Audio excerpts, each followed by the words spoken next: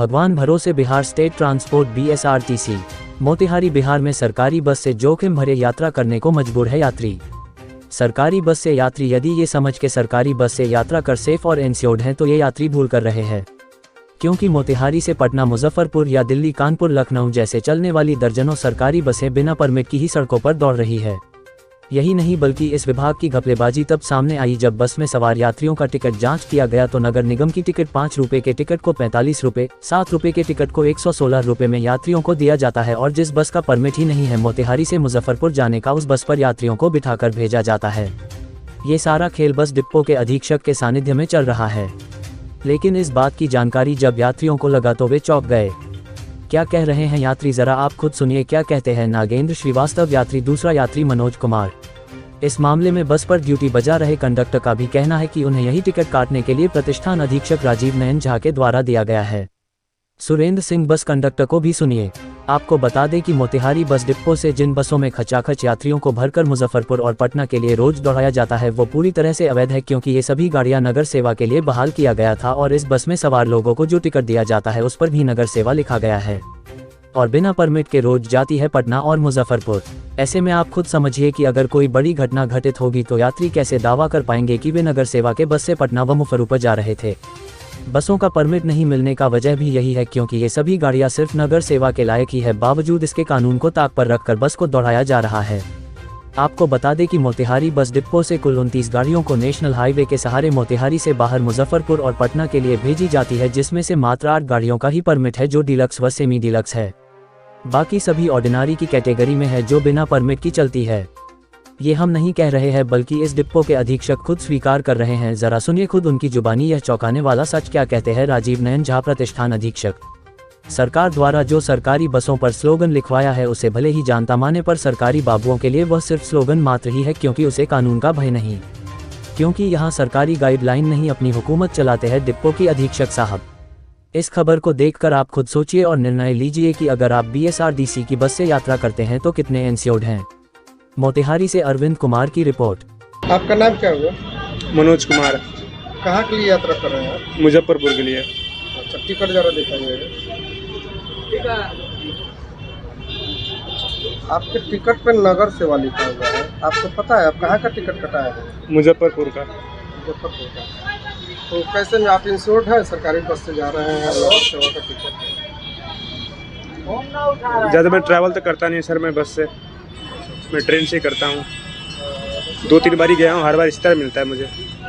Paper देने जा रहा हूँ मैं मुजफ्फरपुर, एग्ज़ाम देने जी, हर बार इसी तरह मिलता है मुझे। हर बार इसी तरह जी। मुजफ्फरपुर लिखा हुआ नहीं, इसी तरह का मिलता है। क्या नाम हुआ सर आपका? नागेंद्र श्रीवास्तव। अच्छा, कहाँ के लिए आप यात्रा कर रहे हैं? हम अभी तो हमको जाना है डायरेक्ट पटना, लेकिन हमको टिकट मिले मुजफ्फरपुर का, बोले हैं कि ये मुजफ्फरपुर से ट्रांसफर कर दिया जाएगा। अच्छा, टिकट आपका कहाँ तक का मिला? मुजफ्फरपुर। उस पर मुजफ्फरपुर लिखा हुआ है? नहीं, ये इस पर लिखा हुआ है नगर सेवा यूनिट। अच्छा, नगर सेवा लिखा हुआ है। कितना रुपया लिया गया? यो हमसे लिया गया है 232 पर। 2 टिकट? हाँ, 2 टिकट। अच्छा, आप सुरक्षित महसूस कर रहे हैं? सुरक्षित, ये तो इस टिकट में ऐसा कोई इंडिकेशन नहीं है। अच्छा। इस टिकट में कोई ऐसा चीज इंडिकेट नहीं किया है कि ट्रैवलिंग टाइम माने all passenger are insured on the bus, ऐसा नहीं लिखा हुआ है। इंश्योर्ड नहीं है, इसमें नहीं लिखा हुआ है। टिकट मुजफ्फरपुर का है नहीं? हाँ, बस टिकट मुजफ्फरपुर तो है ही। मतलब ये गलत हो रहा है ना? ये तो परहैप्स हो सकता है, नहीं पॉसिबल। अब ये लोग बताएंगे कि फाइट क्या है। ये नगर सेवा का टिकट इस बस में क्यों? व्हाट कैन देरी जानी? मुजफ्फरपुर के लिए लगभग 10 बस जाती है। तो सर, मुजफ्फरपुर से मोतिहारी से मुजफ्फरपुर पटना के लिए जो बस जाती है, कौन सी बसें जाती है? ये आयशर भी जाती है, डीलक्स भी जाती है। अच्छा, आयशर की कितनी बसें जाती है? आयशर की 5 बस। मार्को पोलो नहीं जाती है। मार्को पोलो नहीं जाती है। कई गाड़ियाँ तो छतरनी चौक से चलती है। मार्को पोलो जो जाती है इधर परसौना जाती है, सुखी सेमला जाती है, करहान जाती है और मुजफ्फरपुर जाती है। आयशर की कितनी गाड़ियाँ जाती है? आयशर की 5 गाड़ियाँ। अच्छा। अन्य गाड़ी जो जाती है, टोटल ऑर्डिनरी कितनी गाड़ियाँ यहाँ से चलती है?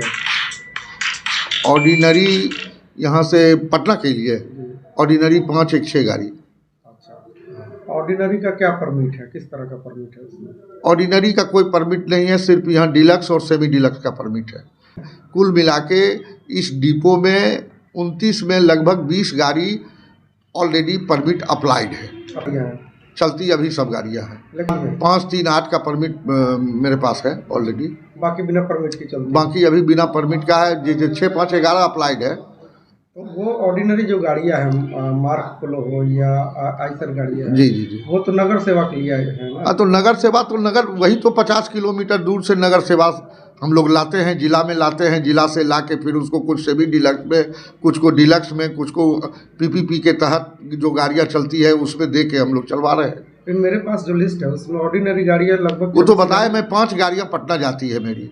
लेकिन लिस्ट चार्ज बहुत गाड़ियों की है जो मुजफ्फरपुर तक मुजफ्फरपुर तक जाती है गाड़ियाँ, मुजफ्फरपुर भी चलती जो है। यहाँ से मुजफ्फरपुर की दूरी लगभग 84 किलोमीटर है। तो वो नगर सेवा की गाड़ी को मुजफ्फरपुर किस मतलब नियम के तहत भेजा जाता है? चूंकि निगम के पास गाड़ी नहीं है, इसलिए तत्काल यात्रियों की सुविधा को देखते हुए हम लोग कम पैसा में उन लोगों को गंतव्य स्थान तक पहुंचाने का काम कर रहे हैं। और क्या, बिना परमिट की जो गाड़ियाँ चल रही है उससे कहीं कोई दिक्कत नहीं है। हमारे यहाँ गाड़ी जितने भी यात्री चलते हैं ऑल आर इंश्योर्ड हैं। अगर उसमें किसी प्रकार की कैजुअलिटी होती है तो निगम उसको पैसा देती है।